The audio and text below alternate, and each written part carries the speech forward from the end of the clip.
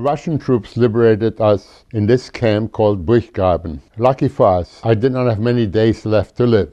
Typhus was eating me up.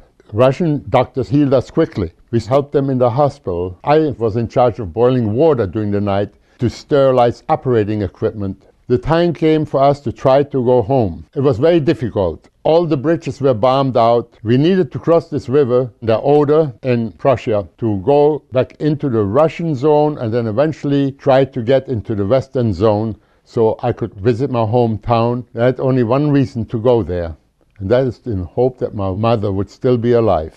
It took us a long time, but eventually in September of 1945, I reached my hometown, only to find my mother not returning.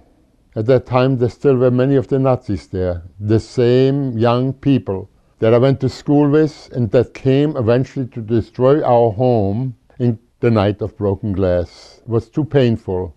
I am the sole survivor that returned from the concentration camp from the 19 Jewish families that were in this town in 1938. The Nazis wanted to take me out. They wanted to be Judenfrei. My good friends told me to get out of this town. I wound up checking into a displaced person camp in Bavaria called Deggendorf, from where I immigrated to the United States, where my sister lived in Richmond, Virginia. I arrived in New York on the ship SS Ernie Pyle. What an honor to be on a ship named after this great correspondent, to pass the Statue of Liberty, to eat a piece of bread, to come to New York and see the bright lights, to be able to go to a restaurant and have a bite to eat. Life changed us so quickly. When we arrived in Richmond from New York, coming in the wee hours of the morning to the old railroad station on Main Street, we came onto a bus, anxious to see what Richmond would look like. I looked for a window seat and went further back and sat down at the window.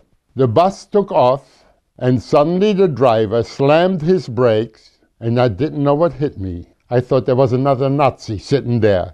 He screamed at me that I have no business sitting there. My brother-in-law said, "Come over here, sit on this side." When we came home, he explained to me what it meant. I, with my limited education, didn't know anything about black slavery in this country before, and I didn't realize that people with dark skin were still being deprived. I thought it was so bad that I asked him, "So why did you ask me to come over here? Is it first starting here? Why didn't you leave me alone?" It was so disappointing to come to Richmond at that particular time. Eventually, I wound up in New York, seeking out some of my friends from the past, from Europe, married, have 2 children, 2 grandchildren, and 2 great-grandchildren.